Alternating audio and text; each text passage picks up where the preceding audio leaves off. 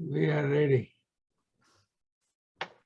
नमो रिहंताणं नमो सिद्धाणं नमो आयर्याणं नमो वज्रायाणं नमो लोये सव्वसाहूणं ईशो पञ्चनमुखारो सव्वपावपणासनो मङ्गलाणं च सव्वेसिं परमं हवै मङ्गलम् अज्ञानतिमिरान्धानां ज्ञानाञ्जनशलाकया चक्षुरुन्मीलितं येन तस्मै श्रीगुरुवे नमः।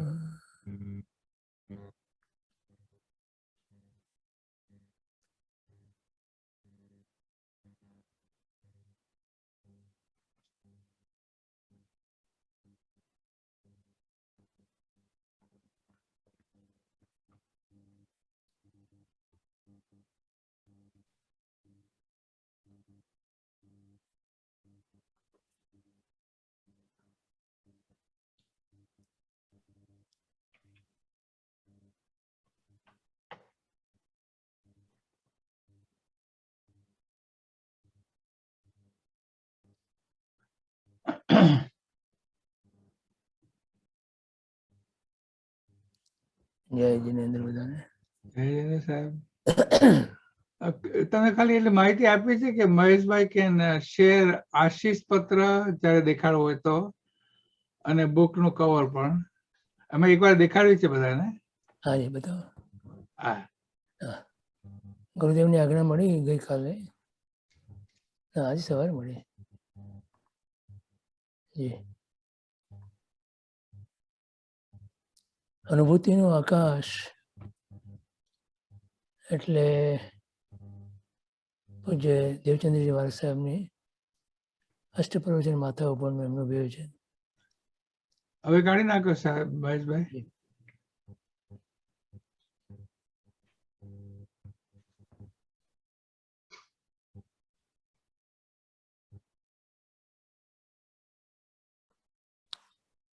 તો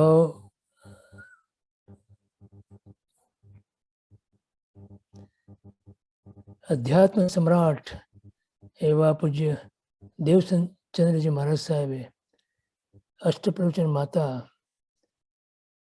3 સમિતિ 5 ગુપ્તી 3 ગુપ્તી 5 સમિતિ એનું જે સ્વરૂપ વર્ણવ્યું છે એ સજ્જાઈની અંદર એને આપણને સાહેબજીએ આ પુસ્તકની અંદર સમજાવ્યું છે. એનું જે શીર્ષક છે બહુ માર્મિક છે. અનુભૂતિનું આકાશ. આકાશ એટલે કે જેનો કોઈ અંત ના હોય, અનંત. અને આકાશ એટલે ચિદાકાશ. ચિદાકાશ એટલે ચિદ એટલે જ્ઞાન. આપણે કહીએ તીર્થંકર પરમાત્માને જ્ઞાન કેટલું? અનંત જ્ઞાન ના ધણી. અનંત કેટલું? આકાશ એટલું અનંત, જેનો છેડો નથી.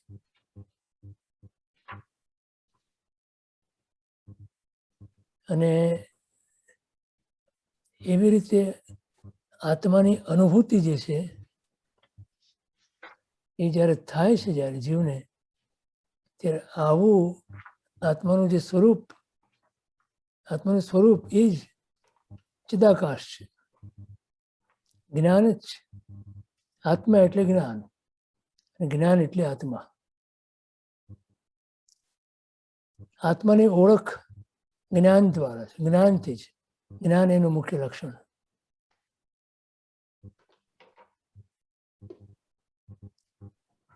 અને અહીંયા આપણને જે શબ્દ વાપર્યો છે અનુભૂતિ, અને અનુભૂતિનું આકાશ. અનુભૂતિ એ ચારિત્ર્ય ગુણની અત્યંત નિર્મળ અવસ્થા છે અથવા પર્યાય છે. એટલે અનુભૂતિને બીજી ભાષામાં પરિણતિ પણ કહેવાય છે.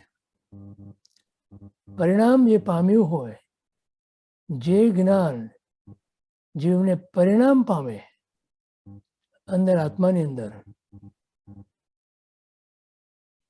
એ ક્યારે બને?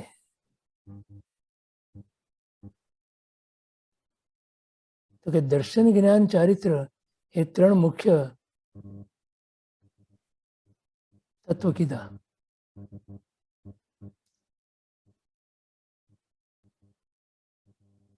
એને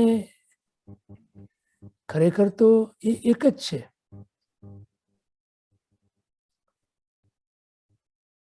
અને પ્રાપ્તિ વખતે પહેલા અનુભૂતિ એટલે ચારિત્ર છે, અને પછી જ્ઞાન છે, અને પછી દર્શન છે. પણ જ્યારે આપણે એને પ્રાપ્ત કરવું હોય ત્યારે શરૂઆત કરવી પડે દર્શનથી, અને જ્ઞાન, અને પછી ચારિત્ર. એ રીતે તો કે એ જે દર્શન એટલે એ જે શ્રદ્ધા છે, એ અનુભવ પહેલાની શ્રદ્ધા છે. માર્ગની પ્રાપ્તિ આપણને છે નહીં શરૂઆતમાં, એટલે એ માર્ગની પ્રાપ્તિ કરવા માટે આપણે જે એ માર્ગને ઉપર ચાલી અને એ માર્ગની પ્રાપ્તિ જેણે કરી હોય અને મંઝિલની જેણે પ્રાપ્તિ કરી હોય એવા માર્ગદર્શક અરિહંત પરમાત્માને શરણે જઈએ છીએ આપણે. અને અરિહંત પરમાત્માના શરણે એટલા માટે જઈએ છીએ કે અરિહંત પરમાત્માએ પોતે આ માર્ગ ઉપર ચાલી એની પ્રાપ્તિ કરી અને જગતને જણાવી. અને એમની આજ્ઞાની અંદર રહેલા સર્વ પરંપરાએ જે કંઈ આચાર્ય ભગવંતો, ગુરુ ભગવંતો છે, એ આપણા માટે માર્ગદર્શક બને છે.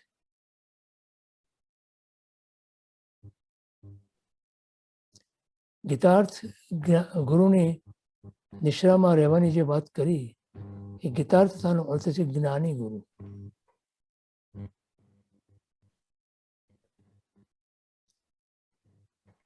જેણે જ્ઞાન પ્રાપ્ત કર્યું છે અને જે માર્ગે જ્ઞાન પ્રાપ્ત કર્યું છે, એ માર્ગ કોણ બતાવી શકે?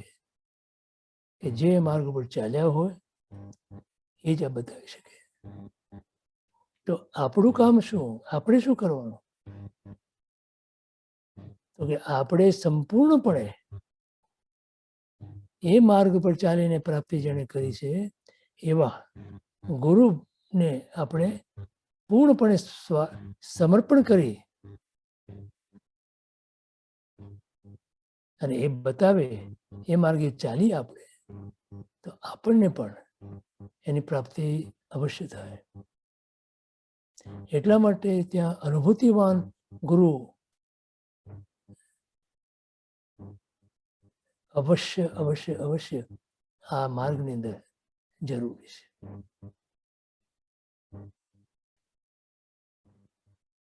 અને ચારિત્રની પરાકાષ્ઠા જે છે, જેણે આત્મામાં ચર્યા કરી છે, ચર્યા એટલે રમવું, ફરવું, રહેવું, એવા મહાપુરુષોએ આત્માનું જ્ઞાન કર્યું અને પછી એની શ્રદ્ધા કરી. આપણા માટે ક્રમ શું થશે? આપણે પહેલા એવા ગુરુ ભગવંતોની શ્રદ્ધા કરવી પડે, એમના વચનોની ઉપર શ્રદ્ધા કરવી પડે. પછી એ જે જ્ઞાન આપે આપણને, એ જ્ઞાન આપણે પ્રાપ્ત કરવું પડે, આપણામાં પરિણમાવવું પડે. અને પછી એ પરિણત જ્ઞાન જે છે એના કારણે આપણને જે અનુભવ થાય એ અનુભવ, એ અનુભૂતિ, એ ચારિત્ર છે. સમજાણું? તો આવા બંને અનુભૂતિવાન મહાપુરુષોની આ રચના છે.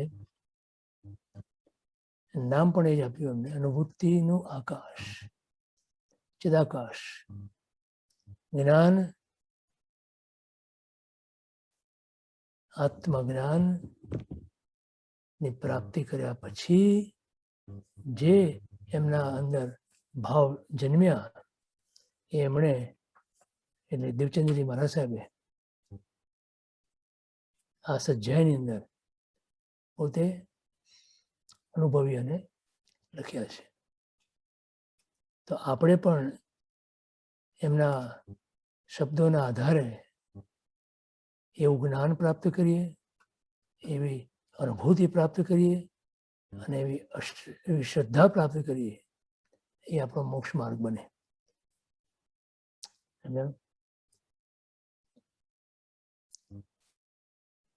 ઝીંઝુવાડામાં એમણે આ ગ્રંથની રચના કરી હતી. ઝીંઝુવાડા એટલે સાહેબજીનું જન્મસ્થાન. એમાં પણ એમણે બધા જ મહાપુરુષો એમના જીવનમાં જે ઉપકારી હતા એના નામ લઈને એમને યાદ કર્યા છે, એમના આશીર્વાદ માગ્યા છે. આપણને આ બધા મહાપુરુષોના આશીર્વાદ એમના થકી મળે છે. હમણાં જે તમને જે આજ્ઞાનો પત્ર વંચાવ્યો એમાં પણ છેલ્લે આશીષ શબ્દ વાપર્યો છે. એ આશીષ આપણને આ બધા મહાપુરુષોની એમના તરફથી આપણને મળે છે, એમના મારફત મળે છે, એમના થકી મળે છે આપણને.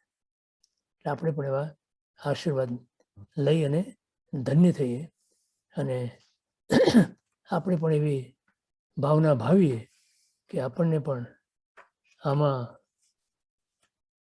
જે દેવચંદ્રજી મહારાજ સાહેબ કહેવા માંગે છે એ કંઈક થોડું ઘણું સમજાય, આપણા જીવનમાં આવે અને આપણે પણ આત્માનું કલ્યાણ કરી શકીએ અને આપણું પણ ચિદાકાશ, જ્ઞાનરૂપી આકાશ આપણને પણ પ્રાપ્ત થાય એવી ભાવના આપણે ભાવીએ.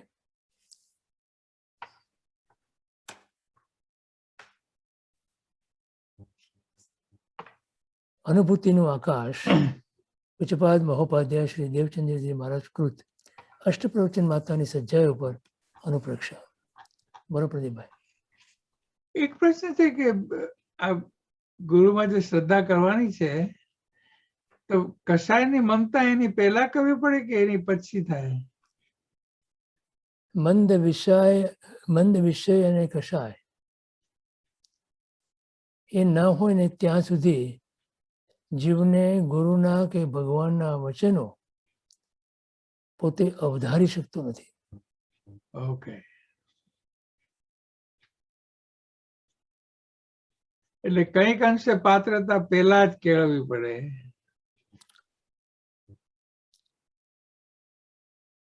કોઈ પણ સારી વસ્તુ આપણે લાવવી હોય આપણામાં તો પહેલા આપણે આપણી જાતને શુદ્ધિ કરવી પડે. ઘરમાં પણ તમારે કોઈ ઉત્તમ વસ્તુ લાવવી હોય તો પહેલા એની જગ્યા તમે સાફ સુથરી કરી અને પછી એને મૂકો છો ત્યાં. બરોબર. ગંદકી બધી સાફ કરો છો પછી જ સારી વસ્તુ મૂકો છો ત્યાં. એટલે આપણે જો વિષય કશાથી ભરેલા હોઈએ, અહંકારથી ભરેલા હોઈએ તો આવી ઉત્તમ વસ્તુ આપણને પ્રાપ્ત પણ ના થઈ શકે અને પ્રાપ્ત કરવા પ્રયત્ન કરીએ તો એ પરિણમન પણ ના થઈ શકે, એનું પરિણામ પણ ના પડે. બરોબર. પાત્ર વિના વસ્તુ ન રહે, પાત્રે આત્મિક જ્ઞાન, પાત્ર થવા સેવો સદા બ્રહ્મચર્ય મતિમાન. આ દોહો બ્રહ્મચર્યનો છે એટલે ત્યાં બ્રહ્મચર્ય મૂક્યું. પણ આ વાત બધાને ગુણો માટે લાગુ પડે. બરોબર. તમારા વ્યવહારમાં પણ આપણને આ લાગુ પડે છે.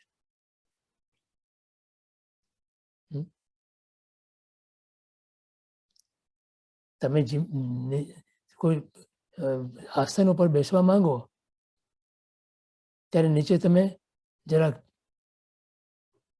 પ્રમાણજીને બેસો છો ને, એમને થોડું બેસી જાઓ. તમે સાફ સૂફ કરીને બેસો ને. યસ. એવી રીતે તમારી અંદર જો આ વસ્તુને પ્રસ્થાપિત કરવી હોય તો અંદર બી થોડી શુદ્ધિ કરવી પડે કે નહીં? જરૂરી છે. પાત્રતા વગર તો બની જ નહીં શકે. યોગ્યતા વગર કેમ બની શકે? એટલે શરૂઆત ચારિત્રથી થાય ને અંત પણ ચારિત્રથી જ છે. કરેક્ટ. ઓકે. માટે આપણને સામાયિક એ પહેલું ચારિત્ર છે. 5 ચારિત્ર છે ને, યસ. શાસ્ત્રમાં 5 ચારિત્ર બતાવ્યા છે. અત્યારે તો એક જ ચારિત્ર છે, સામાયિક. શ્રાવક માટે મર્યાદિત અને સાધુ સાધુ માટે જીવન પર્યંત. પણ મૂળમાં તો એક જ ચારિત્ર છે, સામાયિક નામનું. તમે સામાયિક કરવા તમે બેસો છો તો ચરવડાથી તમે તમારી ભૂમિને પ્રમાણ જોશો કે નહીં? પછી કટાસણો મૂકો, એને પણ તમે મોપતીને પડી રહ્યો છો. એક એવરી ટાઈમ તમે ખમાસણું દો તો તમારા શરીરને પરિવર્તન કરો છો ચરવડાથી. કરો છો કે નહીં? આ બધી પ્રમાણના છે, શુદ્ધિ છે આ બધી. બરાબર. તમને ખબર છે મોપત્તીના 50 બોલ છે ને બેનો માટે 40 બોલ છે. પણ એ 40-50 બોલની અંદર આખો જૈન ધર્મ આવી ગયો. યસ. તમે જો વિચાર કરો તો ધર્મના બધા જ તત્વો એમાં આવી ગયા. મોપત્તીના 50 બોલ એ આખું રહસ્ય છે એમાં ધર્મનું.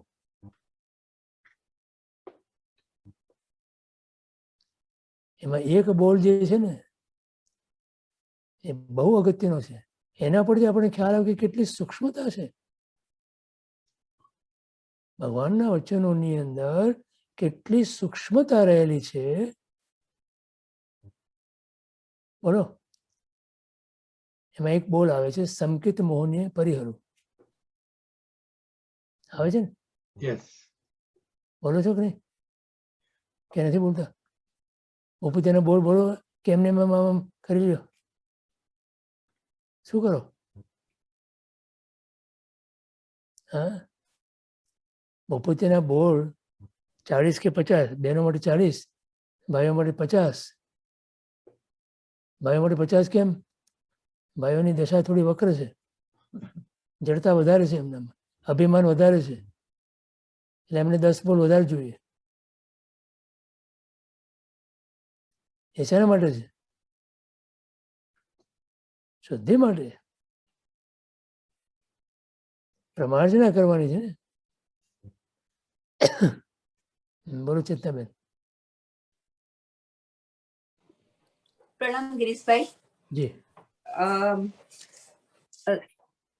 આપણે આ જે કીધું ને કે ચારિત્ર એટલે આત્મામાં ચર્યા જેમણે કરી છે અને જેણે આત્મામાં જ્ઞાન, એમાં જ્ઞાની પુરુષમાં આપણે કીધું કે આત્મામાં જ્ઞાન કર્યું પછી શ્રદ્ધા કરી, પણ આપણામાં ગુરુ ભગવંત પર શ્રદ્ધા કરીને પછી જ્ઞાન થાય એ મને સમજાયું. પણ એમણે જ્ઞાની પુરુષોને કેમ પહેલા જ્ઞાન કર્યું ને પછી શ્રદ્ધા થઈ, એ થોડું મને કન્ફ્યુઝિંગ લાગે છે. નહીં, એમ નહીં. શ્રદ્ધા તો પહેલા બધાને એક સરખી જ હોય. ગુરુના વચનોની, ભગવાનના વચનોની શ્રદ્ધા, અને પછી જ્ઞાન અને પછી ચારિત્ર આવે. બધાને એક સરખું હોય. પણ જે પારમાર્થિક શ્રદ્ધા છે એમાં પહેલા ચારિત્ર આવે.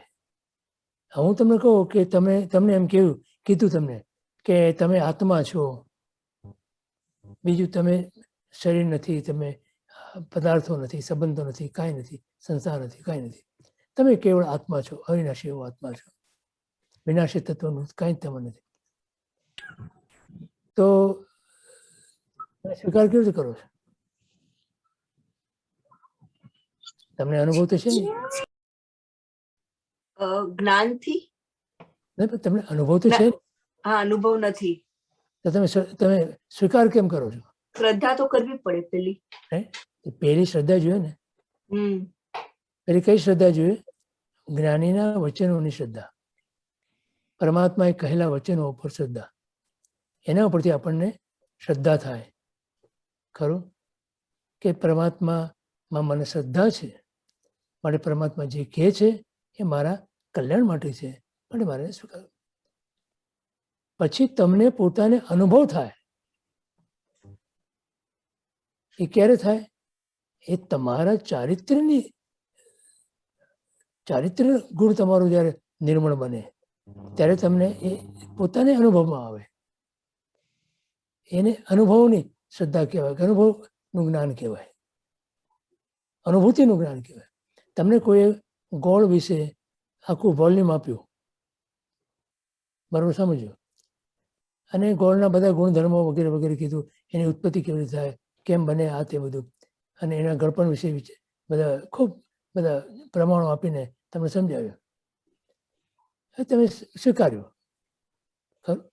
બોલો, કોના બોલ ઉપર તમે સ્વીકારો છો? જેના પર શ્રદ્ધા થાય એના બોલ પર. એટલે કોઈએ કીધું એના બોલ ઉપર તમે એમ સ્વીકાર્યું કે ગોળ ગળ્યો હોય. ખરું ખરું ને? જેણે એનો અનુભવ કર્યો છે ને કીધું છે આપણને. એને કીધું એટલે આપણે સ્વીકાર્યું. સ્વીકાર્યું કે ગોળ ગળ્યો છે. હવે તમને એમ કહેવામાં આવ્યું કે તમે એ ગોળ ચાખ્યો છે. તમે કઈ રીતે કહી શકો ગોળ ગળ્યો છે? તો તમે કહો કે ના ભાઈ મેં ચાખ્યો નથી. તો શું થયું? તો તમે અનુભવ નથી કર્યો એનો. તમે એમ કહો ને, પણ મને આમના વચનોમાં શ્રદ્ધા છે, એમણે કીધું એટલે હું માની લઉં છું કે ગોળ ગળ્યો છે. પછી તમે એને ચાખો છો. આ ચારિત્ર છે. તો શું અનુભવ થયો તમને? શું જ્ઞાન થયું? શું બોધ થયો? કે ગોળ ગળ્યો છે. અને પછી શું થયું? તમને શ્રદ્ધા થઈ કે હા ગોળ ગળ્યો જ છે હોય. સમજાણું? એટલે ચારિત્ર એટલે અનુભવ પહેલા, પછી એનું જ્ઞાન, અને પછી એની શ્રદ્ધા. આ સમ્યક કહેવાય. પેલી જે શ્રદ્ધા છે આપણને, એ કોઈના વચનોના આધારે છે ને. આપણને ભગવાનના વચનોના આધારે. તમને નાનપણથી શું શીખવાડ્યું છે? મા બાપ જે કહે એનો સ્વીકાર કરવાનો, બરોબર? તો તમે એ વખતે કહો કે ભાઈ મને અનુભવ નથી તો હું સ્વીકાર ના કરું. તો મા બાપ કે ભાઈ અમે અનુભવ કર્યો છે અને અમે તને અમારા અનુભવ પરથી કહીએ છીએ કે તારે આ કરાય ને આ ન કરાય. તો તમે સ્વીકાર કરો છો ને એનો? તમને અનુભવ તો નથી ને? તમે મા બાપના વચનોનો સ્વીકાર કર્યો તો મા બાપના વચનો પર શ્રદ્ધા છે ને તમને? અને પછી તમે એ વચનોના આધારે જ્યારે તમને પોતાને ખાતરી થાય ત્યારે તમને એ શ્રદ્ધા, એ અનુભવ, એ પાકો થાય. સમજાણું? એટલે આત્માની શ્રદ્ધા આપણને ક્યાં છે? અનુભવ કર્યો છે આત્માનો? નથી કર્યો, બરોબર? જેને કર્યો એને ધન્યવાદ, પણ જેને નથી કર્યો એને વાત કરું છું. તો કેમ ખબર પડે કે આત્મા કેવો છે? આત્માનું સ્વરૂપ શું છે? ના ખબર પડે ને? તો મારે એ આત્માનો અનુભવ કરવો છે એવું જ્યારે જીવ નક્કી કરે ત્યારે કોની પાસે જાય? જેણે એનો અનુભવ કર્યો છે એની પાસે. ગોળ વિશે જેણે લખ્યું હોય એને ગોળનો અનુભવ કરીને લખ્યું કે ભાઈ મેં મારા અનુભવથી હું તમને આ લખું છું, કહું છું કે આ પ્રમાણે ગોળનું વર્ણન છે. એટલે અનુભવથી કહે છે, મારે આપણે સ્વીકારીએ છીએ. હવે મારે બી અનુભવ કરવો છે. એમ તમને ગોળનું જે મહાત્મ્ય આવ્યું તો તમે ગોળનો અનુભવ કરવા ગયા. એમ આત્માનું મહાત્મ્ય આવે તમને ત્યારે તમે એનો અનુભવ કરવા જાઓ ને. આજે આપણને આત્માનું મહાત્મ્ય કેટલું શીખ્યો બોલો. એટલે તમે કમ્પેર ટુ બીજી બધી વસ્તુ કરતા એમ કહેવા માંગો છો? હું કહેવા માંગુ છું કે આપણા જીવનની અંદર આજે આત્માનું મહત્વ કેટલું છે. બીજાને વધારે ઇમ્પોર્ટન્ટ આપીએ છીએ આપણે. આપણા જીવનમાં અનેક વસ્તુ નું મહત્વ આપણે આપીએ છીએ. બરાબર. આત્માનું મહત્વ કેટલું? બહુ ઓછા પર્સન્ટેજ મળે એને આત્માને. કેમ કે જેટલું તમે મહત્વ વધારે એટલું તમારો પુરુષાર્થ દિશામાં વધારે. ધનનું મહત્વ કેટલું? કેમ કે ખબર છે કે ધનથી આટલી સગવડતા મળે. બરાબર, સગવડતા મળે છે તમારા પુણ્યથી, પણ તમને આભાસ શેનો છે કે ધનથી મને મળી. બરાબર, બોલો. લાખો અબજો કરોડો પતિ હોય કોઈ, ઘરમાં 8, 10, 15 નોકરો હોય, પણ શેઠને પુણ્યનો અભાવ છે. પોતાની શારીરિક સ્વસ્થતામાં એટલે એક લુખ્ખી સુખી રોટલી અને મોડું શાક કે મોડી દાળ સિવાય બીજું કંઈ વાપરી શકતું નથી. જોયા છે ને દાખલા? 10, 15 નોકરો આરામથી દૂધપાક ને ચિકનપુરી ને રસપુરી ને બધું જમે છે એના જ ઘરમાં. જોયું છે કે નહીં? અમે તો જોયું છે. બોલો.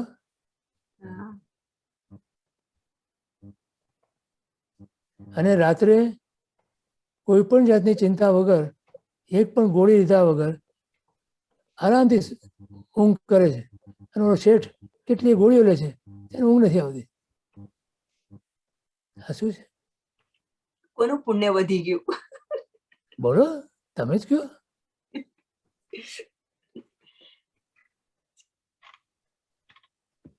જો માન્યતા કેવી છે આપણી,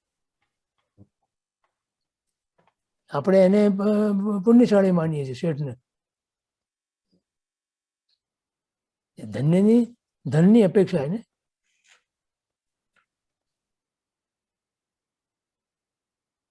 સમજાય છે હું શું કહું છું?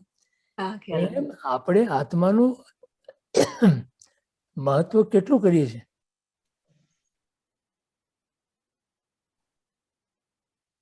આપણા જીવનમાં હવે તો કરીએ છીએ, એવું નથી, પણ જનરલ વાત છે. જનરલ કેટલું કરીએ છીએ? હું જનરલ કરું છું. બરાબર.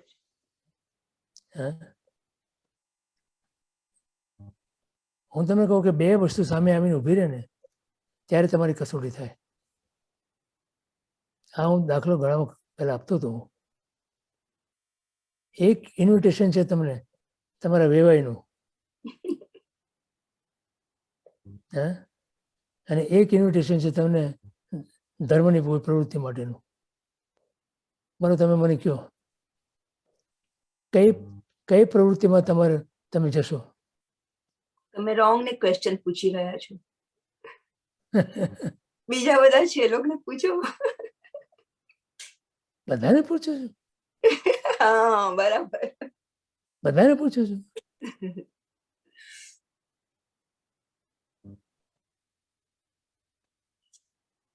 આપણે ત્યાં ધર્મ એ લાસ્ટ પ્રાયોરિટી અને ફર્સ્ટ કેઝ્યુઅલિટી કેટલા વખત પહેલા મેં કીધું છે. અને સંસાર ફર્સ્ટ પ્રાયોરિટી અને લાસ્ટ કેઝ્યુઅલિટી છે કે નહીં? છે, બરાબર છે. તો કેમ થાય? એને શું મળે મને કયો? જેને માટે સંસાર ફર્સ્ટ પ્રાયોરિટી છે એને શું મળે? સંસાર જ મળે પાછું. સંસાર જ મળે. પછી તમે ફરિયાદ કરો તો કેમ કામ લાગે? સમજાણું? માટે અનુભૂતિ માટે સાહેબજી હંમેશા કહે છે સ્વાનુભૂતિ એ મારો જન્મસિદ્ધ અધિકાર છે અને હું લઈને જ રહીશ. આવો નિર્ણય કેટલાનો? બેનનો નિર્ણય હતો. બોલો કે મરતા પહેલા મારે સ્વાનુભૂતિ તો હોવી જોઈએ, એના વગર હું દેહ નહીં છોડું. પામી ગયા. પામી ગયા ને? એવો નિર્ણય કેટલાનો આજે? આ નિર્ણય એકલો નહીં, પછી એને પાછળનો પુરુષાર્થ. પુરુષાર્થ. નિર્ણય એકલો ના ચાલે, પુરુષાર્થ બી જોઈએ એનો છે. બરોબર? કમિટમેન્ટ અને એનું સોલિડ પેલું હોવું જોઈએ એક અંદરથી. કમિટમેન્ટ. અને પાછું આપણે કરીએ છીએ અને કરી શકીએ છીએ. સંસારની બધી બાબતોમાં આપણે કર્યું છે. તમે જે કંઈ પ્રાપ્ત કર્યું છે અત્યાર સુધી સંસારમાં એ આવા કમિટમેન્ટ વગર તો થયું જ નથી.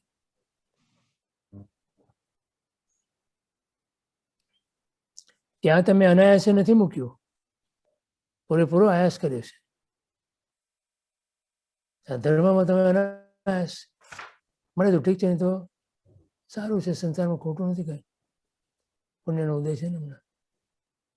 અને એક પાપનો ઉદય આવ્યો અને બધી ચોપટ થઈ જાય બાજી, ત્યારે ભાન થાય જીવને કે મેં શું કર્યું આખી જિંદગી.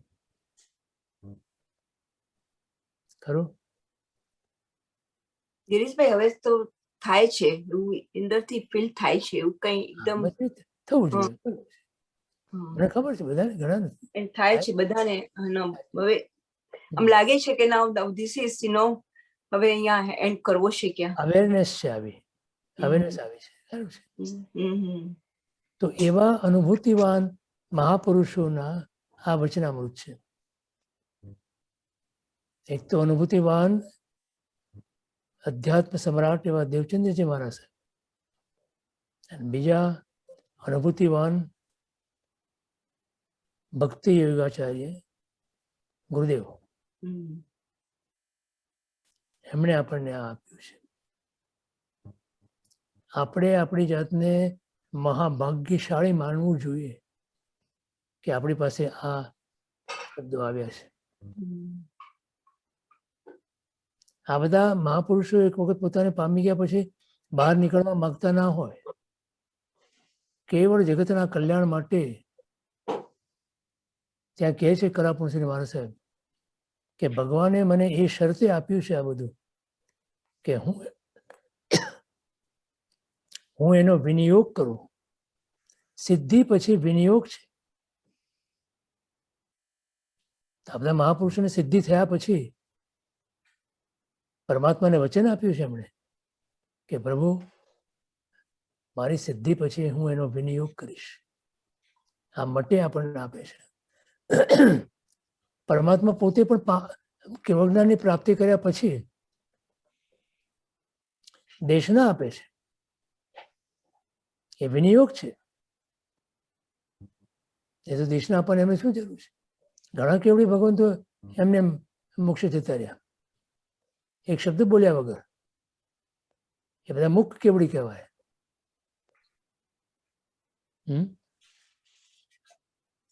પણ ભગવાને આ વચન આપ્યું હતું ત્રીજા ભવે કે સવી જીવ કરું શાસન રસી. અને આના કારણે જે તીર્થંકર નામ કર્મ નિકાચિત કર્યું એ કેવળ જ્ઞાન થયા પછી ઉદયમાં આવે છે. તો તીર્થંકર નામ કર્મ જ્યાં સુધી છે એના દલિકો ત્યાં સુધી પ્રભુએ દેશના આપી. છેલ્લે આ દલિકો એટલા બધા હતા કે એમને કન્ટિન્યુઅસ 48 કલાક સુધી 2 દિવસ પૂરા 2 રાત્રિ પૂરી કેટલી 16 પ્રહર પ્રભુ દેશના કંઠે વિવર વર્તુળ, પોતાનો કંઠ ચલાવ્યો હતો એમણે 16 પ્રહર સુધી. અને જ્યાં સમર્થમાં બેઠા હોય જીવો, અને ન ભૂખ હોય, ન તરસ હોય, ન બાથરૂમ, કાંઈ નહીં, કોઈ ચીજ નહીં. એ પ્રભુનો પ્રભાવ હતો, પ્રભુની વાણીનો. એમને કંઈ યાદ ના આવે ત્યારે કે મારે આ કામ બાકી, હું આ જવું અહીંયા પ્રભુની દેશના, પછી આવીને સાંભળીશ. હા, ત્યારે યુટ્યુબ નહોતું ને, તો કે હું યુટ્યુબ પર સાંભળી લઈશ એમ હતું. બધા ત્યાં ગ્લુ થઈ જાય, હે, ત્યાં જ ગ્લુ થઈ જાય, ત્યાં બધા એકદમ ક્લીન બોલ્ડ. એ જ પ્રભુની વાણી આપણે આ મહાપુરુષો આપે છે. આપણને કિંમત કેટલી છે એની, બોલો. આને તો ગુરુદેવ શબ્દ પરમાત્મા કહે છે. પરમાત્માની મૂર્તિમાં તમે પરમાત્મા જુઓ છો, એની વાણીમાં પરમાત્મા જુઓ છો, બોલો. ગિરીશભાઈ, એક નાની હતી ત્યારે એક વસ્તુ થઈ હતી, એ મને હજી યાદ છે કે પર્યુષણના દિવસો હતા, એટલે તમે જે વાણીનું કીધું ને એની જ વાત છે આ. તો નીકળીએ ઘરેથી, તો મમ્મી ત્યાં લઈ જાય સીધા વ્યાખ્યાનમાં ચાલો. તો હું એમને કહું કે કેમ પેલા ભગવાનના દર્શન નહીં કરવાના, કેમ વ્યાખ્યાનમાં જવાનું? આપણે નાના હોઈએ તો મોસ્ટલી જે પૂજા કરવી હોય ને ભગવાનની, આપણને કે પર્યુષણના દિવસો છે તો દર્શન કરીએ, બધા જાણે પેલું ચીલા ચાલુ જેમ કરતા હોય ને નાના હોઈએ ત્યારે, કેમ કરવાના? તો મમ્મીએ કીધેલું કે એ વાણી એક ભગવાન, એટલે ત્યારે તો સિમ્પલ ભાષામાં કે એક જ કલાક માટે કહેશે એમ કે ભગવાન પછી પણ આપણે પૂજા કરી શકીએ છીએ, ભગવાન તો અહીંયા જ બેઠા છે. તમને ખબર છે હમણાં જય ગોસ્વામી મહારાજ સાહેબ શું કીધું હતું રાધર? કે જ્યારે વ્યાખ્યાન ચાલતું હોય ગુરુ ભગવંતનું, ત્યારે જીન મંદિર બંધ રાખો.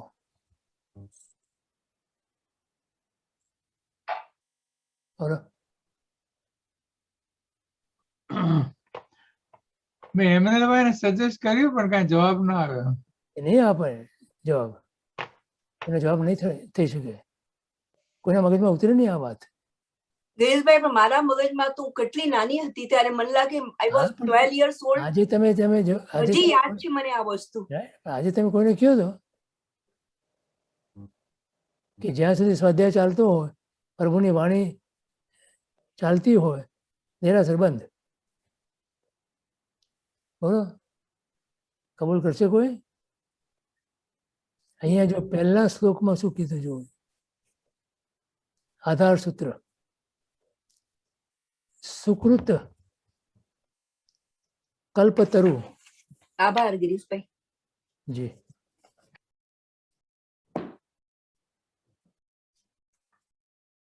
PDF page number 9.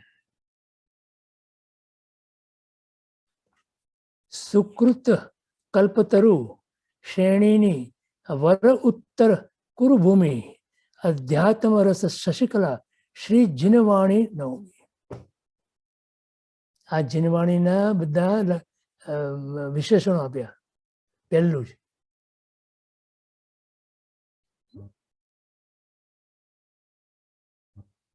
સમજાય છે?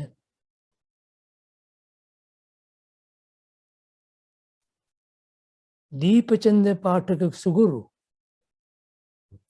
પાયવંદી અવદાત સાર શ્રવણ ગુણ ભાવના ગાઈશું પ્રવચન માત. જનની પુત્ર હિત શુભ કરી તિમ એ પવેણ માય ચારિત્ર ગુણ ગણ વર્ધિની નિર્મળ શિવ સુખદાય. એક એક શબ્દ તમે જુઓ, પછી આપણે અર્થ કરીએ છીએ. ભાવ અયોગી કર્ણ રુચિ મુનિવર ગુપ્તિ ધરંત યદિ ગુપ્તે ન રહી શકે તો સમિતે વિચરંત. ત્યારે શું થયું અર્થ? ગુપ્તિ એ ધર્મ છે અને સમિતિ અપવાદ છે. ગુપ્તિ એક સંવરમયી ઉત્સર્ગિક પરિણામ સંવર નિર્જર સમિતિથી અપવાદે ગુણધામ. દ્રવ્ય દ્રવ્યતઃ ચરણતા ભાવે ભાવચરિત ભાવદ્રષ્ટિ દ્રવ્યતઃ ક્રિયા કરતા શિવ સંપત્ત. આત્મગુણ પ્રાગ ભાવથી જે સાધક પરિણામ સમિતિ ગુપ્તિ તે જીન કહે સાધ્ય સિદ્ધિ શિવઠામ. શું એનો ક્રમ બતાવ્યો છે? નિશ્ચય ચરણ રુચિ થઈ સમિતિ ગુપ્તિ ધરી સાધ પરમ અહિંસક ભાવથી આરાધે નિરૂપાય.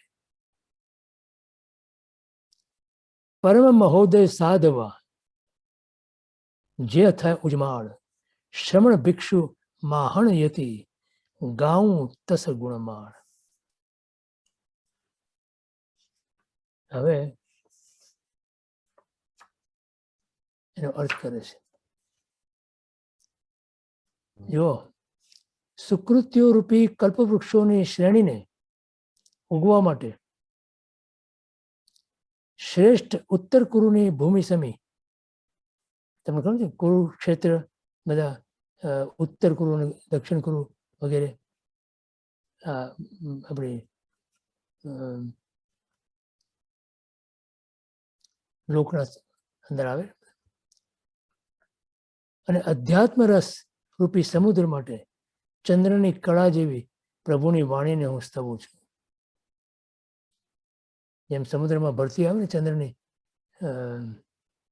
પૂનમનો ચંદ્ર આવે ત્યારે. ઉપાધ્યાય દીપચંદજી સદગુરુના નિર્મળ અવદાત એટલે નિર્મળ ચરણ કમળને વાંદી શ્રવણના શ્રેષ્ઠ ગુણો એટલે મહાગુરુત્વની ભાવનારૂપ અષ્ટપ્રવચન માતાને ગાઈશ. જેમ કે પહેલા મહાવ્રતની ભાવના રૂપે હિરિયા સમિતિ ગ્રંથમાં આ બધું બતાવેલું છે. અષ્ટપ્રવચન માતા કેમ કહેવાય છે? સમિતિ ગુપ્તિઓ માતા જેમ પુત્રનું શુભ અને હિત કરે છે, વર્તમાન કલ્યાણથી શુભ, ભાવિ કલ્યાણથી હિત, તે જ રીતે આ પ્રવચન માતા ચારિત્ર્યના ગુણોના સમૂહને વધારે છે. આપણે હમણાં વાત કરી શરૂઆતમાં એમ ચારિત્ર્ય જ મુખ્ય છે, કેમ કે અનુભૂતિ ચારિત્ર્ય છે. ચારિત્ર્ય એટલે અનુભૂતિ, અનુભવ, પછી જ્ઞાન અને દર્શન આવે. તે જ રીતે આ પ્રવચન માતા ચારિત્ર્યના ગુણોના સમૂહને વધારે છે અને છેલ્લે નિર્મળ એવા મોક્ષ સુખને અપાવે છે. મુનિની ઈચ્છા હોય છે સંપૂર્ણ અયોગી બનવાની. ભાવ એટલે વાસ્તવિક. સંપૂર્ણ અયોગાવસ્થા 14મા ગુણ સાણગે મળે. અને મુનિ જ્યારે બી દીક્ષા લે તેને ભાવદશા આવી હોય કે મારે આ દશાએ પામવું છે. કઈ દશાએ? 14મા ગુણસ્થાનની દશાએ. અષ્ટપ્રવચન માતા કેમ કહેવાય છે? સમિતિ ગુપ્તિઓ માતા જેમ પુત્રનું શુભ અને હિત કરે છે, વર્તમાન કલ્યાણ તે શુભ. એટલે આજે આપણે કોઈને માટે કંઈક કરીએ અને એને સારું થાય એને શુભ કહેવાય. પણ ભવિષ્યમાં પણ એને એના માટે કંઈક સારું થાય એવું જે ઈચ્છીએ આપણે કરીએ એ કલ્યાણ કહેવાય. તો જેમ આપણે આપણા દીકરા દીકરીઓ માટે કલ્યાણ ઈચ્છીએ છીએ કે એને ભવિષ્ય પણ સુધરી જાય એવું ઈચ્છીએ ને આપણે, તો ભવિષ્ય સુધરે એના માટે જે આપણે કરીએ એના માટે એ એના કલ્યાણ માટે આપણે કરીએ છીએ. સમજાણું? જો તે જ રીતે આ પ્રવચન માતા ચારિત્ર્યના ગુણોના સમૂહને વધારે છે અને છેલ્લે નિર્મળ એવા મોક્ષ સુખને અપાવે છે. અને એ મોટા મોટું કલ્યાણ આપો માટે ગુરુ ભગવંતો માટે એક શબ્દ વપરાય છે, કલ્યાણ મિત્ર. આપણું કલ્યાણ જ છે. મહાપુરુષો આપણને આ આપવામાં પોતે આપણું કલ્યાણ ઈચ્છે છે કે ભાઈ તમારું કલ્યાણ થાવ માટે તમને અમે આ, નહીં તો એમને શું પડ્યું હોય? એમણે તો પામી ગયા છે પોતે તો. ભગવાનને તો તીર્થંકર નામકર્મનો ઉદય આવે એટલે એમને આપવું પડે દેશને, આપવી પડે દેશને. એમ મેં હમણાં તમને દાખલો આપ્યો એમ કલાપુરુષ શ્રી મહારાજ સાહેબ એમ કહેતા કે ભગવાને અમને આ જ્ઞાન આપ્યું છે એ એક શરતે આપ્યું છે. શું છે શરત? કે તમે એનો વિનિયોગ કરજો, બધાને આપજો. માટે વ્યાખ્યાન આપે છે, માટે વાચન આપે છે. એ તેમને શું જરૂર છે? એ તો પામી ગયા છે પોતે, એમને આપવાની કોઈ જરૂર નથી. પણ એક હું ના આપું તમને તો હું ભગવાનનો અપરાધી બનું, માટે આપે છે. તો આપણા ઉપર તો ઉપકાર થાય છે, એટલે આપણા માટે તો ઉપકારી છે. પણ પોતે પોતા માટે આ રીતે પરમાત્માના અપરાધી ન બને માટે આપણે વિનિયોગ કરે છે, આપણા પર આપે છે આપણને. અને આપણે એને ઝીલી શકીએ એના માટે એ લોકો કેટલા પ્રયત્નો કરે છે. ગુરુ આપણા માટે જે પ્રયત્ન કરે છે ને એની વાત તો ગુરુદેવ ઘણી વખત કરે છે.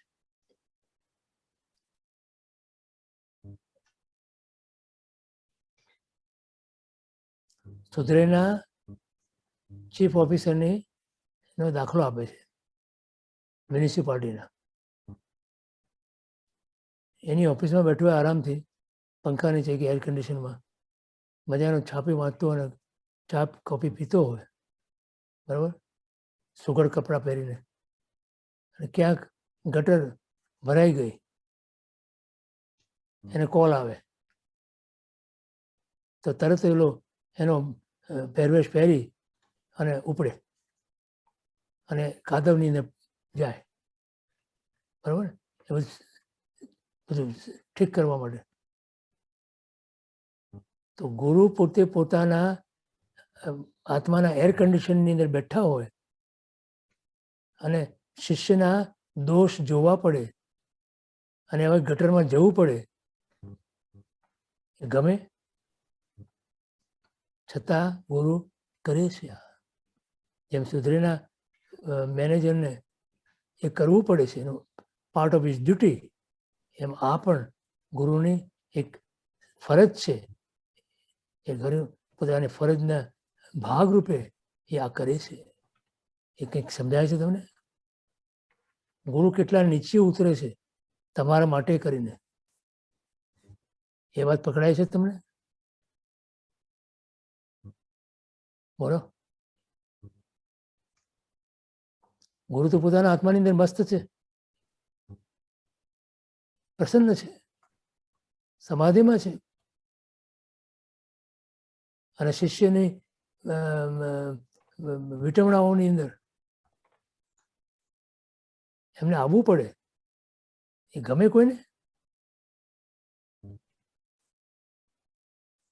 છતાં ગુરુ કરે છે.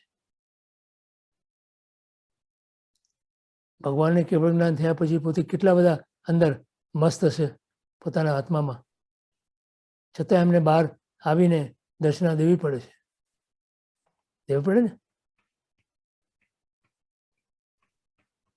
કેમ કે તીર્થંકર નામકર્મ બાંધ્યું છે તો ઉદયમાં આવે છે. નહીં તો આપે કેટલાય મુખ કેવળ એવો છે કે જે કેવળ જ્ઞાન થયા પછી મૌન થઈ ગયા અને પક્ષો પધારી ગયા. બધા કોઈ દેશના નથી આપી, પણ તીર્થંકરને આપવી પડે છે. સમજાય છે આ વાત? તો એ હિત ઈચ્છે છે લોકોનું. બોલો જય શ્રી. પ્રણામ ગિરીશભાઈ. એટલે મારી સમજમાં એમ હતું કે કલ્યાણ મિત્ર એટલે આપણે સમજો કે સ્વાધ્યાયમાં બધા જોડાયેલા હોઈએ, અથવા તો આપણે કોઈ જે આપણું જ્ઞાન, ધાર્મિક જ્ઞાનના આપણે પ્રશ્નોત્તરી જેની સાથે કરીએ, કે જે આપણે એ રીતના જ આપણે જે હોઈએ એને કલ્યાણ મિત્ર કહેવાય છે. એ ના, એ પણ કલ્યાણ મિત્ર છે, પણ એના બરાબર. કરતા વિશેષ જે આપણને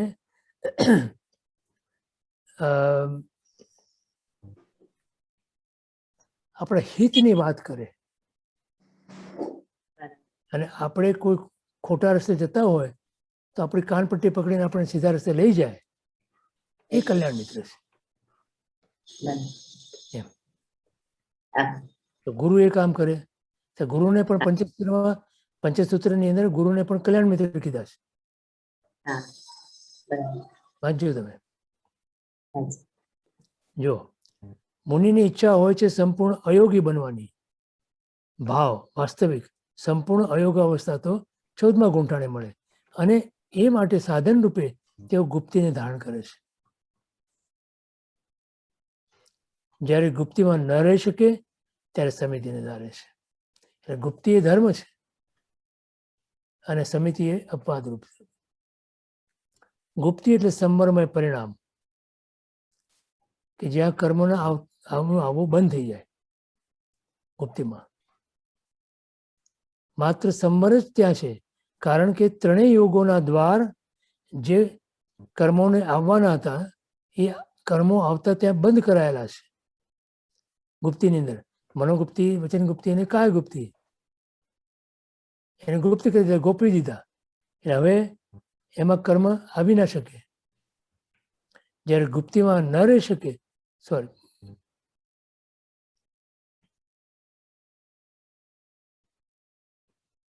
ગુપ્તિ ઉત્સર્ગ છે. ઉત્સર્ગ એટલે મુખ્ય માર્ગ. મુનિ લગભગ ગુપ્તિમાં જ રહે છે. તે કારણે જ સમિતિમાં જાય છે.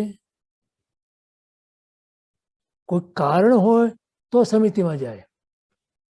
એમાં એક કારણ બતાવ્યા છે: આહાર, વિહાર, નિહાર અને જીન દર્શન. આ 4 કારણ વગર મુનિ ગુપ્તિમાંથી બહાર ના નીકળે. અને આ 4 કારણ માટે બહાર નીકળે જ્યારે મુનિ, ત્યારે એને સમિતિપૂર્વક પોતાનું ત્રણેય યોગનું સંચાલન કરવાનું હોય છે, મન વચન કાયાનું. સમજાય છે? માટે ગુપ્તિને ઉત્સર્ગ અને સમિતિને અપવાદ કહેવાય. It's N exception. 5 સમિતિ એ એક્સેપ્શન છે. 3 ગુપ્તિ એ મૂળ મુખ્ય છે. મનોગુપ્તિ, વચન ગુપ્તિ અને કાય ગુપ્તિ. અને 5 સમિતિ જે છે એ જ્યારે બહાર નીકળો ગુપ્તિમાંથી, ત્યારે આ સમિતિ પૂર્વક તમારી પ્રવૃત્તિ હોવી જોઈએ. સમિતિ સંવર રૂપ પણ છે, નિર્જરા રૂપ પણ છે. જ્યાં જ્યાં સંવર આવે ત્યાં નિર્જરા આવે. ગુપ્તિથી નિર્જરા ન થાય એવું નથી, પણ ત્યાં વક્તાનો મુખ્ય આશય યોગ દ્વારા બંધ થયેલ હોવાથી સંવરનો છે, માટે ગુપ્તિને સંવરમય કહેલ છે. આગળ કીધું ને, ગુપ્તિ સંવરમય છે. એ કારણે આચરાય છે અને એ ગુણોના ભંડારરૂપ છે. સમજાણું? હવે જો આ 6ઠ્ઠું છે ને, એ બહુ મહત્વનું છે, અગત્યનું છે. જો અભવ્ય આદિ વ્યક્તિત્વો ક્રિયા કરે છે, પણ એ દ્રવ્ય ક્રિયા જ છે. સામે છેડે ગ્રસ્તપણામાં રહેલા પણ ભાવ દીક્ષિત સાધકો ભાવથી સંયમ સાધના કરે છે. આ બેમાં સમજાય છે? બોલો રૂપા, શ્રીધર. જય જીનેન્દ્ર અંકલ, આગળ આપ એક વાક્ય બોલ્યા, એ મને થોડો ખ્યાલ નથી આવ્યો. સમિતિમાં સંવર અને નિર્જરા બંને છે, જ્યારે ગુપ્તિમાં સંવર છે, એમ કીધું, મને ખ્યાલ નથી આવ્યો. જો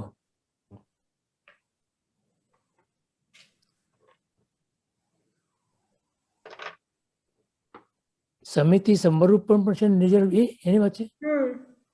હા, સમિતિ એમાં પણ સંવર થાય છે, તમે એરિયા સમિતિ પ્રમાણે ચાલો હમ તો તમે હિંસાથી બચો છો, જી તો એ સંવર થયું ને, હમ કર્મને આવવાનું બંધ થયું ને. હમ અને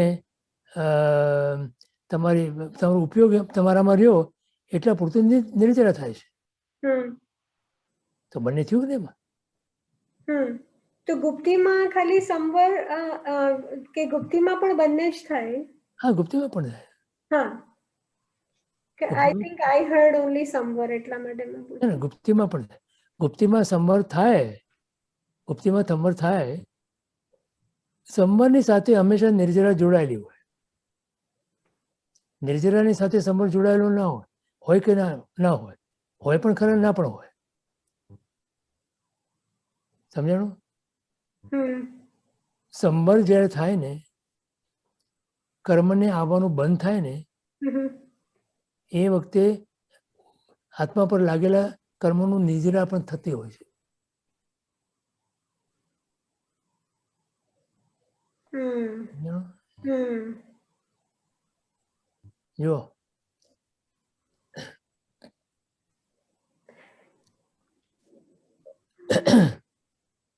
એટલે બંને સાથે જ થાય એમ કહો છો તમે? સંવર અને સંવર અને નિર્જરા બંને સાથે હોય. હમ સંવર જ્યારે જ્યારે તમારું સંવર, તમે સંવરના 57 પ્રકાર છે, હમ 6 મુખ્ય પ્રકાર છે. હમ તમે એને વિચાર કરો સંવરના, બરાબર? તો એમાં કેટલા બધા પ્રકારોની અંદર તમને નિર્જરા જ દેખાશે, કર્મની નિર્જરા. હમ સંવરના 57 પ્રકારો ખબર છે?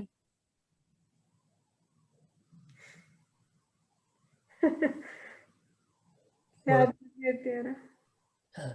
સંવરના 57 પ્રકારો, 6 મુખ્ય પ્રકાર અને પેટા ભાગ 57. એ 9 તત્વોમાં તું જોઈ લેજે હમ અને પછી તને ખ્યાલ આવશે. સારું. પછી કઈ પ્રશ્ન હોય તો આપણે લઈશું. જી, થેન્ક યુ. અને જો સંવર નિર્જરા એ જ ધર્મ છે. હમ જો પણ હું મૂંઝવાઈ એમાં કે તમે ગુપ્તીમાં આઈ થિંક મેં એવું સાંભળ્યું કે સંવર છે અને સમિતિમાં સંવર નિર્જરા બંને છે, એમાં હું મૂંઝવાઈ ગઈ. સમિતિમાં પણ સંવર તો ખરું જ ને. હા તમે એરિયા પર ચાલતા હો તો તમે કર્મને આવતા રોકો જ છો ને ત્યાં. બરાબર. એરિયા સમિતિનું પાલન કરો તમે જી તો એટલા પ્રમાણમાં તમે હિંસાથી બચો છો, જી તો એ સંવર થયું કે નહીં? જી. હા, એ રીતે સમજવાનું. તો ગુપ્તીમાં નિર્જરા ના થાય? થાય. ગુપ્તીમાં તો થાય જ. હા, એ ઓકે ઓકે, સારું સારું. ગુપ્તીમાં તો સંવર નિર્જરા થાય જ. હું લૂપમાં અટવાઈ ગઈ લાગુ છું. સમજી ગઈ. Thank you. આભાર, ખૂબ આભાર.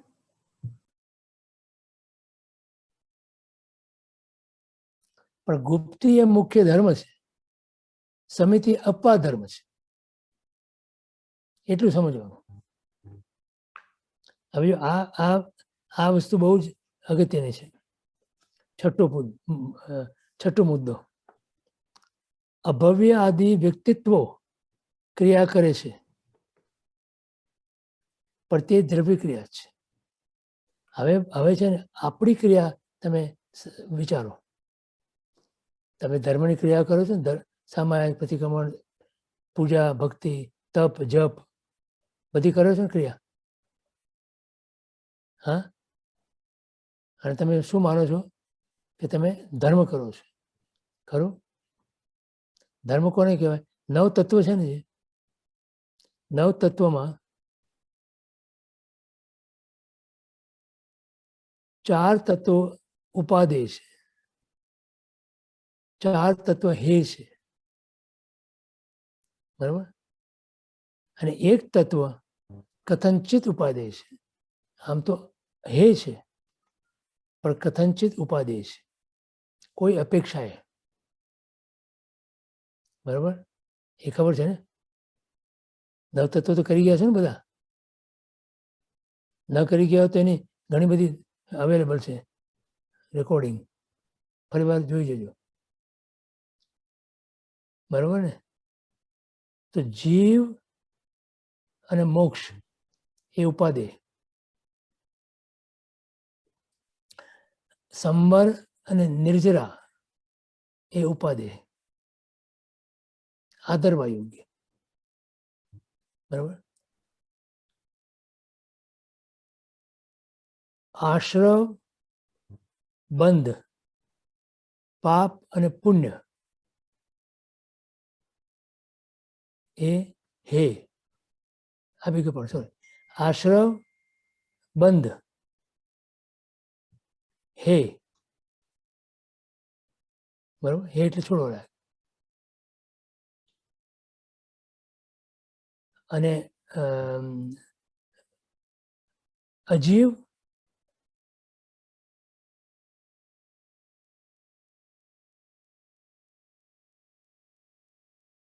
એ પણ હે, છોડવા લાયક.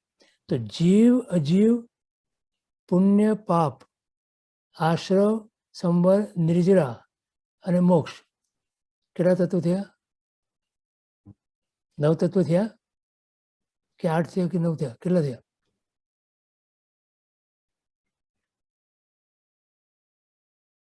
એમાં આશ્રવ હે કીધો, બરાબર ને? પાપને પણ હે કીધું, છોડવા લાયક. બંધ પણ હે, અજીવ પણ હે, અજીવ એટલે પૂતગળ. સમજાયું? જીવ, સંબર, નિર્જરા અને મોક્ષ આ ઉપાધિ. 9મું તત્વ જે પુણ્ય છે એને કથંચિત ઉપાધિ કીધું. કઈ રીતે? તો કે એ સાધન રૂપે જીવને મોક્ષ માર્ગની અંદર પ્રાપ્તિ બી કરાવે છે અને એ આગળ પણ વધારે છે, માટે કથંચિત એ ઉપાધિ છે. હવે જેનો ઉપયોગ તમે શું કઈ રીતે કરો છો એના ઉપરથી ઉપાધિ કે હે નક્કી થાય છે. સમજાય વાત? જુઓ, થેન્ક યુ.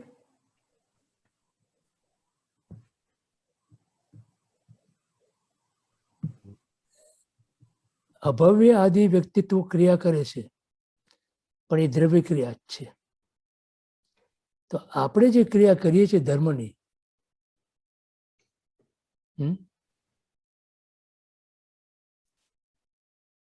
એમાં અને અભવ્ય જે ક્રિયા કરે છે એમાં શું ફેર છે? તમારું એ ભાવની અંદર ક્રિયા, એ ક્રિયાની અંદર તમારો ભાવ ન હોય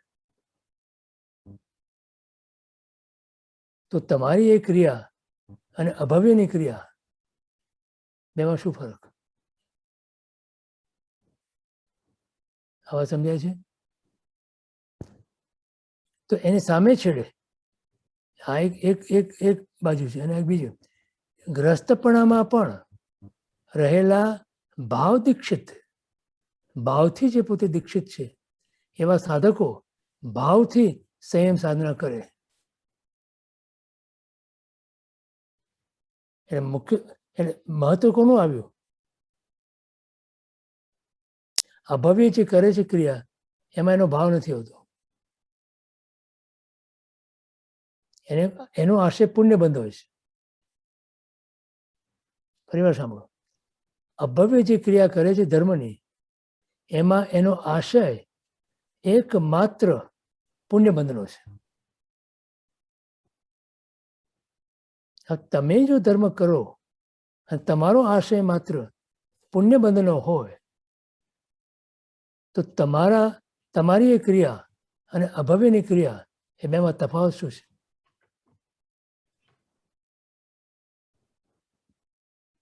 સમજાય છે વાત?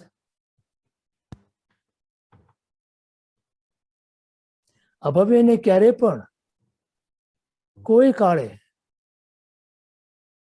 ભાવ નથી આવવાનો. અને જો તમને પણ ધર્મ કરતી વખતે ભાવ નથી આવતો તો તમારી એ ક્રિયાની કિંમત માત્ર એક ટકો પણ નથી.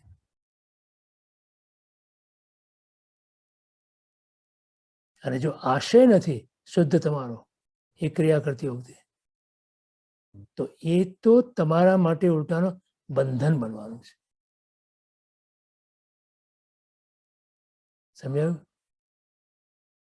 એટલે ત્યાં કહે છે સૌ સાધન બંધન થયા,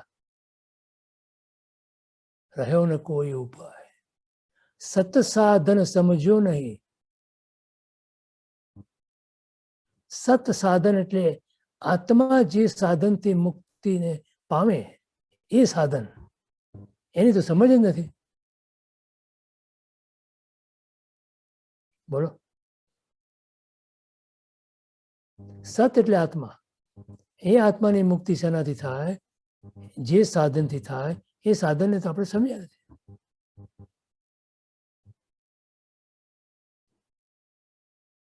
બોલો. તો આપણામાં અને અભવ્યમાં શું ફરક મને કયો? એ ક્રિયા કરે છે અને એની ક્રિયા કેવી? એમ કહેવાય, શાસ્ત્રકારો એમ કહે છે કે માખીની પાંખ ન દુભાય એવી એની ક્રિયા હોય છે.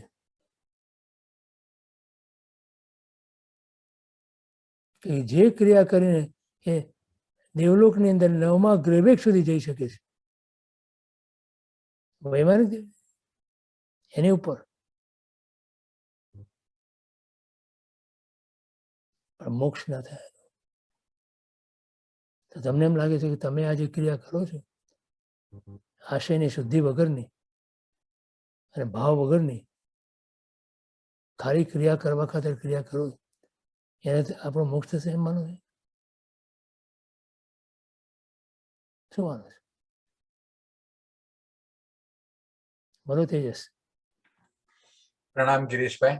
જી. આપણે હમણાં જરા 2 મિનિટ પહેલા જે હે ઉપાદેયની વાત કરતા હતા ને એના વિશે મારે જરા પૂછવું હતું બોલો. કે આપણે જન્મ લેવો એને સૌથી મોટો ગુનો કહેવાય છે. બરોબર. તો આપણે ને બીજી બાજુએ એમ કહેલું છે કે જીવ એ ઉપાદેય છે, કે જીવ તત્વો. તો આ બંનેને કેવી રીતે આપણે સમજવાનું કે એક બાજુએ કહેવાય છે કે આ જન્મ લેવો જ મોટો ગુનો છે અને બીજી બાજુએ જીવ તત્વને જ આપણે ઉપાદેય ગણીએ છીએ? અને how do I interpret this?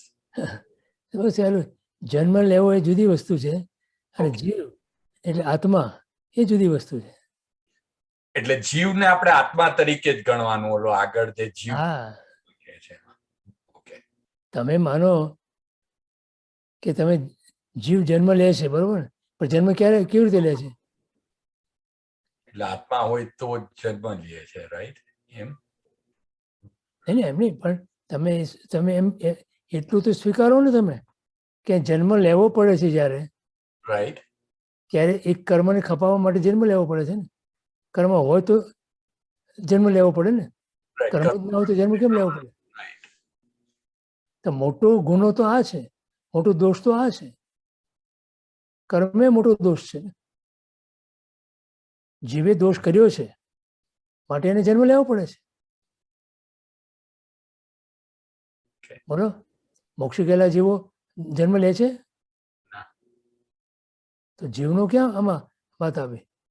એના દોષની વાત છે આ. જન્મ એ દોષ છે, મૃત્યુ એ દોષ નથી. સમજાણું? જન્મ દોષ છે, મૃત્યુ એ દોષ નથી. એ તો જન્મ લીધો માટે મૃત્યુ છે. તીર્થંકર ભગવાનને પણ જન્મ છે માટે ત્યાં એમને નિર્વાણ છે. એટલે જન્મની એક તમે ક્રિયા તરીકે કે એક વૃત્તિ કે કોઈ પણ એક એક્ટિવિટી તરીકે લ્યો કે જન્મ થયો છે, જ્યારે આત્મા is a completely different thing. હા, આત્માનો જન્મ થાય, પર્યાયો બદલાયા રાખે છે. આત્માની પર્યાય બદલાણી, એને આપણે જન્મ કહીએ છીએ અને મૃત્યુ કહીએ છીએ. અચ્છા. વાસ્તવમાં છે શું? કોઈ નવી વસ્તુ નથી થતી કાંઈ, પર્યાય બદલાય છે માત્ર. Right. Okay. Okay. Thank you. તો મુનિ શું કરે છે? ભાવ ચારિત્ર તરફ દ્રષ્ટિ રાખી તે દ્રવ્ય ચારિત્ર પાળે છે અને એ પાલના એને મોક્ષ સુખ આપે છે.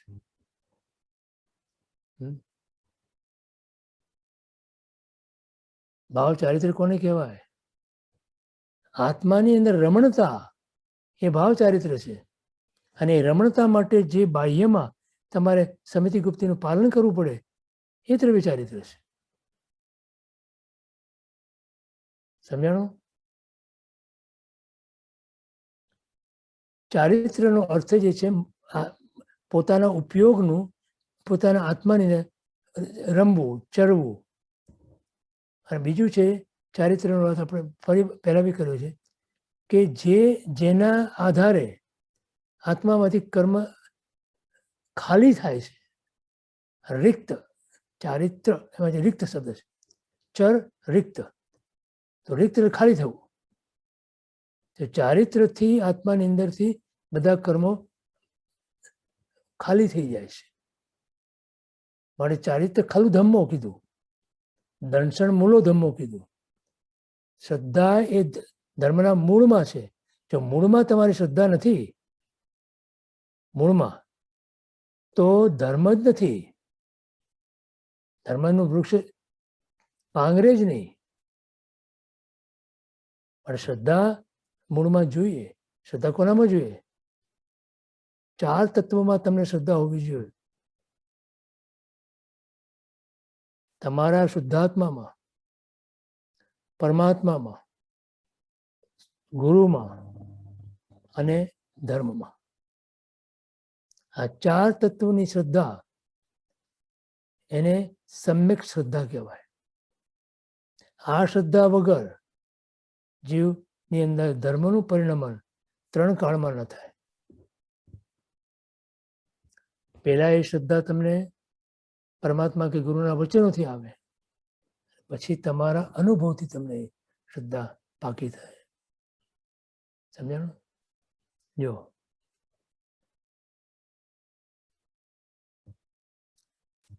તો સમિતિ અને ગુપ્તિની વ્યાખ્યા કરે છે. સાધકની એ ભાવદશા એક પરિણામ કે જે આત્મગુણોનું પ્રાગટ્ય એટલે પ્રાગ ભાવ કરે છે, તે સમિતિ અને ગુપ્તિ છે એમ પ્રભુ કહે છે.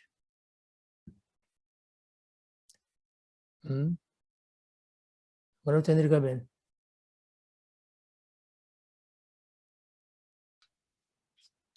પ્રણામ ગિરીશભાઈ. આજે આવ્યું ને હમણાં નંબર 6 માં ગૃહસ્થપણા રહેલા ભાવ દીક્ષિકો સાધકો ભાવથી સ્વયં સાધના કરે છે. એટલે એમાં આપણે શ્રીમદ રાજચંદ્રનું પણ એક્ઝામ્પલ લઈ શકાય કે એમને સંસારમાં રહીને પણ આ બધી સંયમ સાધના કરી, આ બધું પાડ્યું અને એ પણ બહુ ઉચ્ચ કક્ષાએ એમ પહોંચી ગયા અને આપણને બધું આત્મસિદ્ધિ ને બધું એમણે આપ્યું. બરાબર. બધા મહાપુરુષોની વાત છે. મહોપાધ્યાયજી, દેવચંદ્રજી મહારાજ, ગુરુદેવ, પછી જયગોસ્વામી મહારાજ સાહેબ, પછી આનંદગંજી મહારાજ સાહેબ, આ બધા મહાપુરુષો આ કક્ષાના હતા. કુંદકુંદાચાર્ય, અમૃતચંદ્રાચાર્ય, પૂજ્યપાદ સ્વામી, આ બધા મહાપુરુષો એક કક્ષાના હતા.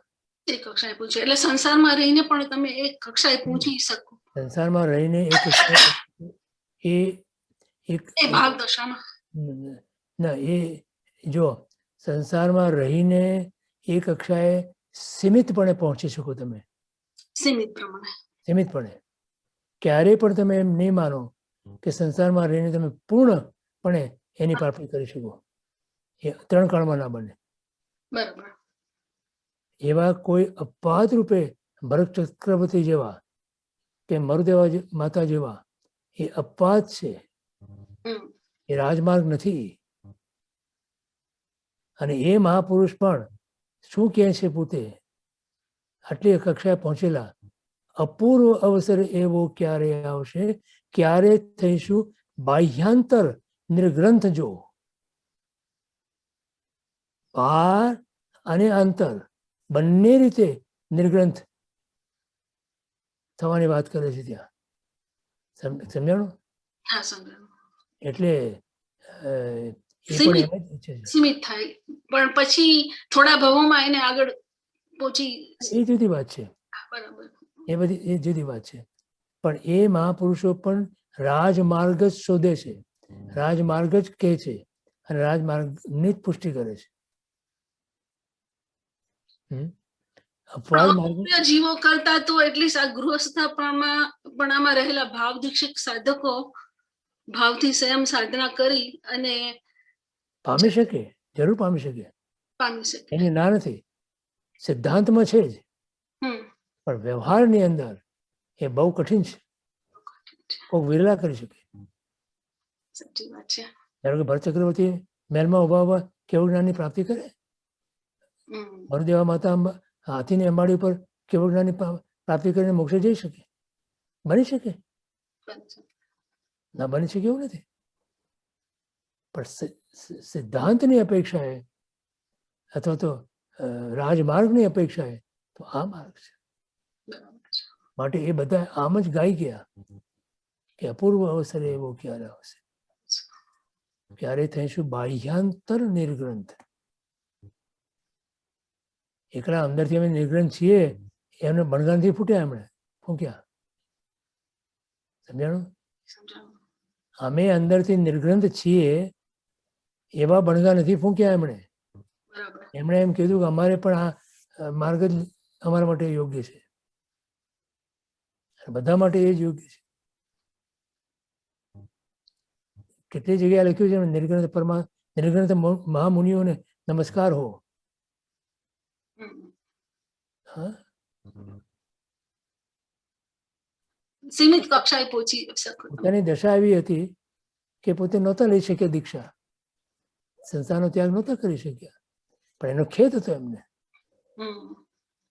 એને સારો કે માન્ય નહોતો કર્યો એમને.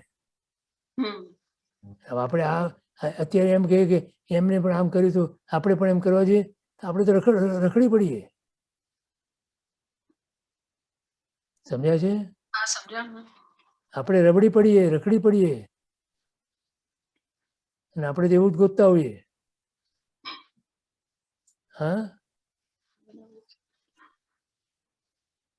શારીભદ્ર જેવા પણ 7 મણની રજાઈમાં સૂતેલા, નીચે એક વાળ આવી ગયો તેને ખૂંચતો હતો,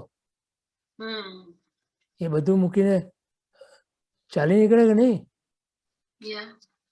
તો પછી મેઘકુમાર 16 વર્ષની ઉંમરે રાજપાટ છોડીને ચાલી નીકળ્યા. બરાબર, એ રાજમાર્ગ છે. ભગવાન શું ખોટ હતી એમને? અને પોતે જાણતા હતા પોતે તીર્થંકર છે, એ જ ભવે મોક્ષે જવાના છે. રાજમહેલમાં રહ્યા તો ના મોક્ષે જાત? જઈ શકાય, એમનું ભવિતવ્ય એ જ હતું. તો પણ છોડીને નીકળી ગયા. એ રાજમાર્ગ છે. આ પુરુષો એ જ એ કે કરાય આપણાથી, એ કરે એમ નહીં કરવાનું.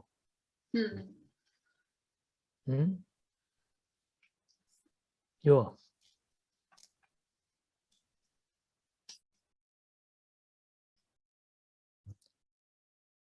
નિશ્ચય ચારિત્ર્યની રૂચિવાળો સાધક સમિતિ અને ગુપ્તિને ધારણ કરે અને પરમ અહિંસક ભાવ વડે નિરુપાધિક બનેલ સાધક તે સમિતિ ગુપ્તિને આરાધે છે.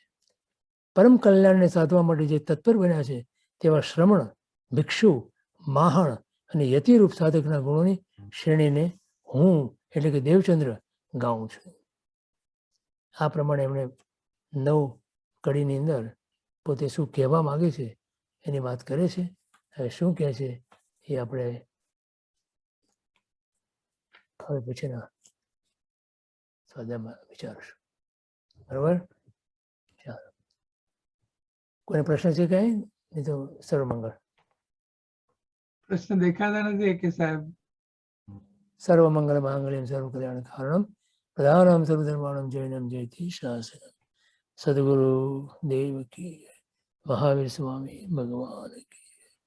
જય જય. બધા ઈચ્છા આજે ક્લાસ છે એટલે જેને ક્લાસ હોય પહેલા હાથ ઊંચા કરજો અને પછી જે તેજસભાઈ? તે પ્રણામ ગિરીશભાઈ, શાતામાં છો? જીનેન્દ્ર, આજે આપણે હમણાં જે વાત થયેલી ને ઓલું સેલ્ફ પ્રોજેક્શન ની, it is possible to replicate it by everyone. આપની અનુજ્ઞા હોય તો એનું એક પિક્ચર હું ગ્રુપ ઉપર મૂકું. કયું? આજે આપણે જે સેલ્ફ રેપ્લિકેશન ની હમણાં જે થોડુંક વાર પહેલા ડિસ્કશન થતું હતું ને, it is possible, everybody can do it themselves. આપની અનુજ્ઞા હોય તો એનું એક પિક્ચર હું એમને આપણા ગ્રુપ ઉપર મૂકું. પછી વાત કરી લઈશ. Can I say something? હાજી. Tejas, you're changing the way he wants to present it. He wants everybody focused on him. So do not propose any other method besides what Girishbhai wants. I'm Please. not proposing anything. I mean, Anyway, if they all did that and did their own, their focus will be moved away from Girishbhai. okay. મિચ્છામી દુક્કડમ. Please. તમે છે ને મહેશભાઈ, મીતાબેન, Girishbhai is saying something, Maheshbhai. I'm sorry. એક second થોડું. તમે એક વિચાર કરો, તમે છે ને કોઈ કમ્પેર ના કરો કોઈની સાથે. તમે આપણે જે રીતે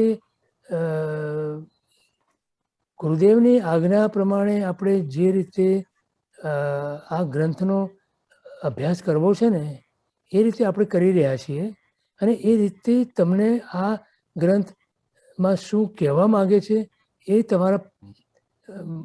તમને સમજાશે અને એ તમારું કલ્યાણનું કારણ બનશે. તમે બીજી કોઈ રીતની અંદર આપણી જરૂર નથી. અહીંયા વર્ષોથી આપણે આ રીતે કર્યું છે અને બધાને ફાવે છે.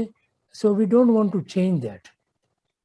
અને એક વસ્તુ તમને એક બી તમે કહી રાખો કે જે વસ્તુ પૂર્વન છે એને just keep it that way. V don't want to change anything. સમજાણું ને? બસ એટલું મારું કહેવું તમને. Maheshbhai? Yes. મહેશભાઈ, મીતાબેન, જય જિનેન્દ્ર, ગિરીશભાઈ, જય જિનેન્દ્રભાઈ, જય જિનેન્દ્ર. પ્રણામ કરું છું. પ્રણામ. તમારે જો હાજી. અંજનાબેન, જય જિનેન્દ્ર અંજના. બધાને જય જિનેન્દ્ર. હાજી. ખાતામાં રહેજો. હાજી. જયશ્રીબેન, પ્રણામ ગિરીશભાઈ, ખૂબ ખૂબ જય આભાર. જિનેન્દ્ર. જય જિનેન્દ્ર. હાજી. હેમેન્દ્રભાઈ, રેખાબેન, જય જિનેન્દ્ર હેમેન્દ્રભાઈ. રેખા તમે મ્યુટ છો.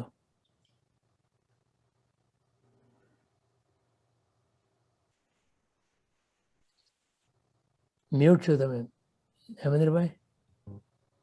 ને બંને જણા અનમ્યુટ છે. ગિરીશભાઈ બોલે છે કે સંભળાતું નથી મને. સંભળાતો નથી પણ તમારો સ્પીકર વાયર જોડેલો છે બરાબર?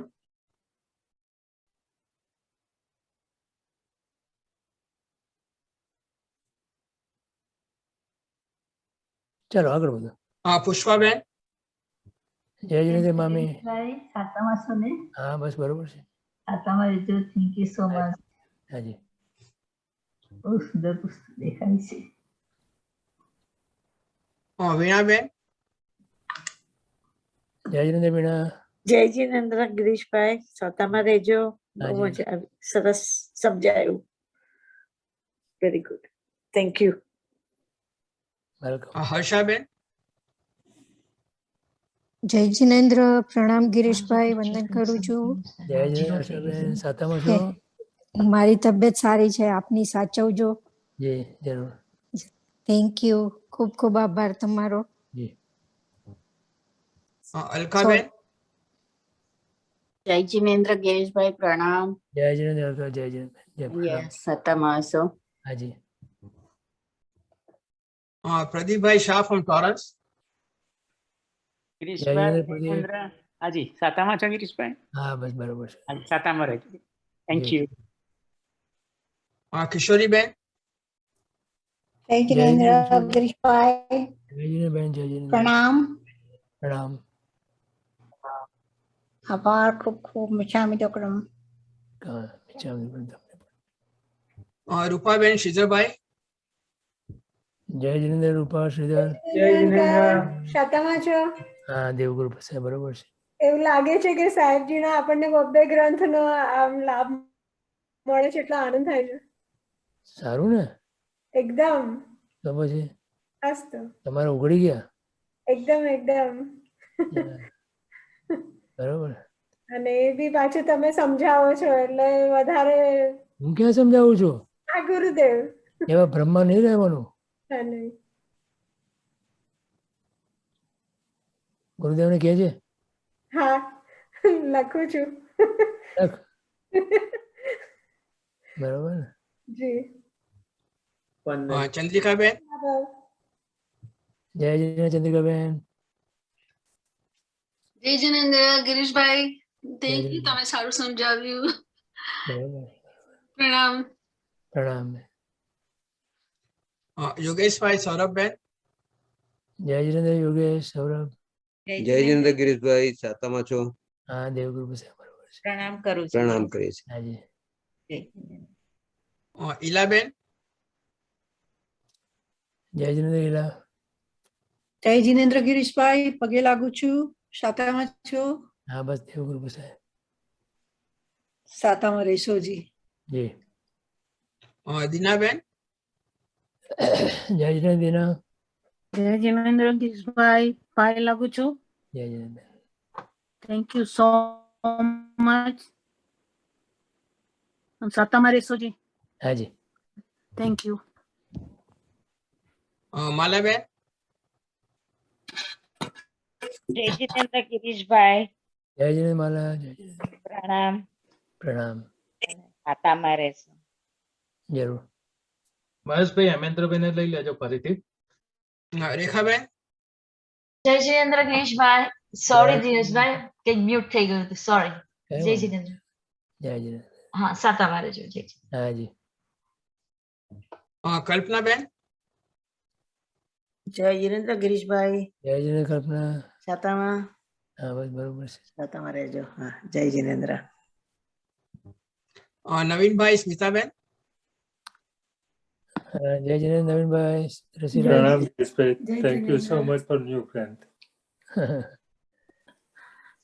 હજી અહીંયા છું. બસ કાલે જઈએ છીએ, કાલે જઈશું. ભાવ આવે એમાં બુદ્ધિ ના ચાલે, એ બે ભેગું કરી. ભાવ આવે અને બુદ્ધિ ના ચાલે એ રસ્તો બતાવજો. આજે કીધું આજે મારે પૂછવું જ પણ મેં વચન આશય, લક્ષ્ય, ભાવ અને પુણ્ય આ ચારની વાત કરીને વેરી ઇમ્પોર્ટન્ટ ને સાચી રીતે લઈ જવું. તમે જોઈ શકો છો, તમે જોઈ શકો છો. મારે ભાવ લાવવા છે, જોઈ શકીએ છીએ અલગ વાત છે, ભાવ લાવવાની વાત છે. પણ thank you so much. Thank you. સ્વીકાર નથી થતો જીવને. બોલો. Yes yes. પણ તમારી ક્ષમતા જોઈને અભાવ આવે છે અને things that we are in right place. That's what we believe. Thank you so much. એ તો ગુરુદેવની કૃપા. બરાબર. અમે અમારો ભાવ એક્સપ્રેસ કર્યો. આ ભાવ મારો છે એ કહી શકું, પણ આત્માનો ભાવ હજી નથી આવતો. આવશે, એ પણ આવશે. Thank you. જરૂર આવશે. શિરીષભાઈ. જય જિનેન્દ્ર શિરીષભાઈ. જય જિનેન્દ્ર ગિરીશભાઈ. બરોબર. કેમ છો? સાતામાં છો ને? બસ બરોબર. બસ પછી નવીનભાઈ જેમ કીધું ને એના પછી આવે છે પ્રાગ ભાવ, પ્રાગટ્ય ભાવ. એ તમે થોડું વધારે સમજાવજો નેક્સ્ટ ટાઈમ. જરૂર જરૂર. Thank you so much. એ નવો શબ્દ છે પ્રાગ ભાવ મારા માટે. Thank you. એને બે અર્થ થાય જો કે પછી આપણે લઈશું નેક્સ્ટ ટાઈમ. જય જિનેન્દ્ર. જય જિનેન્દ્ર. રાજુભાઈ. જય જિનેન્દ્ર રાજુભાઈ. જય જિનેન્દ્ર ગિરીશભાઈ, ખૂબ ખૂબ આભાર. ગુરુદેવને કોટી કોટી વંદન. જરૂર. ખૂબ ખૂબ આભાર. તમને મિસ કર્યા આજે.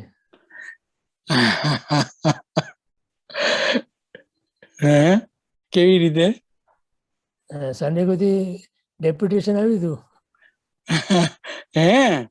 હા, મને ખ્યાલ જ નથી કઈ. અચ્છા અચ્છા. Next time Amit Shah next time. ઓ બાપરે. સુધાબેન સદાબેન જય જિનેન્દ્ર. જય જિનેન્દ્ર, સાતામાં છો? હા બસ બરોબર છે, બરોબર છે. આરામ મળ્યો થોડો? હો યાર આરામ જ છે ને. તો હું તો બેઠો બેઠો આરામ જ કરતો હતો ને. ના, ઘણો ટાઈમ બેઠા હતા પણ તમે બધા બોલતા હતા, હું બેઠો બેઠો સાંભળતો હતો. તમે અમને સ્વાધ્યાય કરાવતા હતા. So that was the હું નહોતો great કરાવતો. એ તમારો તમે ભ્રમ, નતા કરાવતા. તમારો ભ્રમ છે. આઈ નો. હા પણ અમને તો એવું ફીલ થાય ને, પણ ઘણું મળ્યું. Thank you. આભાર. સાતામાં રહેજો. જી. નવીનભાઈ. જય જિનેન્દ્ર ગિરીશભાઈ, પ્રણામ. નવીનભાઈ જય જિનેન્દ્રભાઈ. ઇન્સ્પિરેશન મળે છે બધું. બરોબર, સારું સારું. મેઇન સોર્સ ઇઝ ગુરુદેવ. તમે પાવર હાઉસ ગુરુદેવ છે. હે, તમારું મીડિયા છે. એ આપણો કંઠ વાપરે છે તો આપણો એટલો અભાગ્ય. અમારી પાસે પહોંચવાનું મીડિયા તમારું છે ને. આ જ કહું છું, પ્રભુ આપણો કંઠ વાપરે છે એ આપણો અભાગ્ય. બરાબર બરાબર ને, બહુ સરસ સરસ, આનંદ થાય છે. ના બરોબર છે, સાચી વાત છે. જય જિનેન્દ્ર. જય જિનેન્દ્ર. દેવુભાઈ. જય જિનેન્દ્ર દેવભાઈ. જય જિનેન્દ્ર ગિરીશભાઈ, પ્રણામ. પ્રણામ પ્રણામ પ્રણામ ગિરીશભાઈ, પ્રણામ. જય જિનેન્દ્ર. પ્રણામ જય જિનેન્દ્ર. સાતામાં રહેજો. હાજી તમે પણ. Thank you. શાંતિભાઈ રાજુલબેન. જય જિનેન્દ્ર ગિરીશભાઈ. હા શાંતિભાઈ જય જિનેન્દ્ર. કેમ છે રાજુ? જય જિનેન્દ્ર ગિરીશભાઈ. જય જિનેન્દ્રભાઈ. સાતામાં છે? સાતામાં છો? હાજી. Thank you. Shanti looks much better. Yes. Face પર smile હતો. સ્વસ્થતા છે. Yes. હસેન્દ્રભાઈ બીનાબેન. જય જિનેન્દ્ર ગિરીશભાઈ, સાતામાં છો? હસેન્દ્રભાઈ જય જિનેન્દ્ર. પગે લાગું ગિરીશભાઈ, પ્રણામ. સાતામાં છો ને? હા બરાબર છે. ગુરુદેવના આશીર્વાદ બસ આપણા બધાને બસ આવી રીતે મળતા જ રહે એ જ પ્રાર્થના કરીએ બસ. Right, correct. પ્રણામ. પ્રણામ. Sandra will be gone for a week, I think. Yes. Sorry. ના એટલે બધાને યાદ આવે રાજ રે એટલા માટે. He'll be gone for a week. He'll be still sorry. અચ્છા અચ્છા. મેં વાત કરી હતી તમને ગિરીશભાઈ. હા તો મને ખબર છે. મંગળવારે જવાના છે. તમે ઇન્ડિયા જવાના છે કે સાન ફ્રાન્સિસ્કો? ઇન્ડિયા નથી જતા, અહીંયા જ જઈએ. યુએસએ માં છે. યોગિનીબેન. જય જિનેન્દ્ર ગિરીશભાઈ, પ્રણામ કરું છું. આ શું કરીએ એવું? કઈ નહીં, just little minor surgery. Surgery? મેં તો કોણ જોડે મારામારી કરી? ના ના ના ના ના, બરાબર છે, બધું ઓકે છે. સારું, પ્રણામ કરું છું. પ્રણામ. દેવાંગભાઈ. જય જિનેન્દ્ર. પ્રણામ ગિરીશભાઈ. જય જિનેન્દ્ર દેવાંગ. સારા આશીર્વાદ મળ્યા છે. બહુ સરસ બુક છે. આમ આટલું જ વાંચીને આમ ઘણી આનંદ થાય છે કે આમાં શું આગળ હશે વિવેચન, તો આમ એકદમ એકદમ cannot wait for that. ખૂબ સુંદર છે, ખૂબ સુંદર છે. Yeah. Thank you Girishbhai. Thank you again. Chetnaben. જય જિનેન્દ્ર ચેતના. પ્રણામ ગિરીશભાઈ, પગે લાગુ છું. પ્રણામ બેન. ને આપનો ખૂબ ખૂબ આભાર. ઘણું ખુલ્યું આજે અને અદ્ભુત અદ્ભુત કામ કર્યું છે ગુરુદેવે તો. હા એ તો આપણા માટે સચ્ચે આપણા માટે જ કર્યું છે. સોમવારનું ને આજનું બધું આઈ લાઈક યુ નો, આપણા માટે જ કર્યું છે. આનંદ આનંદ. અને અમે વંચિત રહી ગયા તમારા બીજા સ્વાધ્યાયથી. કયા સ્વાધ્યાય? તમારો બીજો સ્વાધ્યાય હતો ને એનાથી અમે વંચિત રહી ગયા છીએ. ના નહીં તો આ લોકો સન્ડે કોઈ આવ્યા હતા ને આજે. આઈ નો ખબર છે, અમે લોકો વંચિત રહી ગયા. You are also welcome if you. Okay, thank you. ખૂબ ખૂબ આભાર. પ્રવીણાબેન.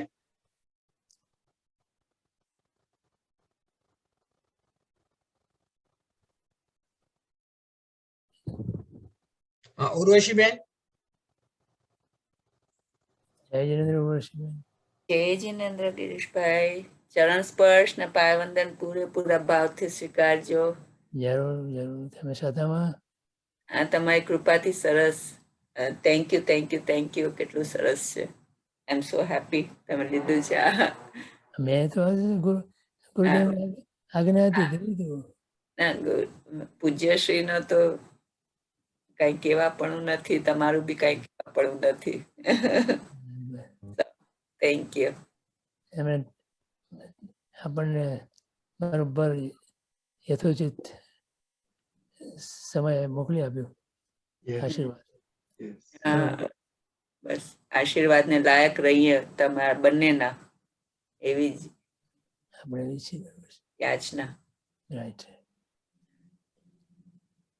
સાદા મારા જેવું. હા તમે પણ. અને થેન્ક યુ પ્રદીપભાઈ, મહેશભાઈ, રમેશભાઈ, બધાને થેન્ક યુ.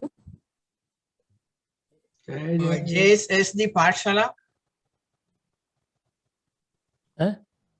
સાન્ટિયાગો લાગે છે. JSSD પાઠશાલા નામ નથી મૂકતા એ.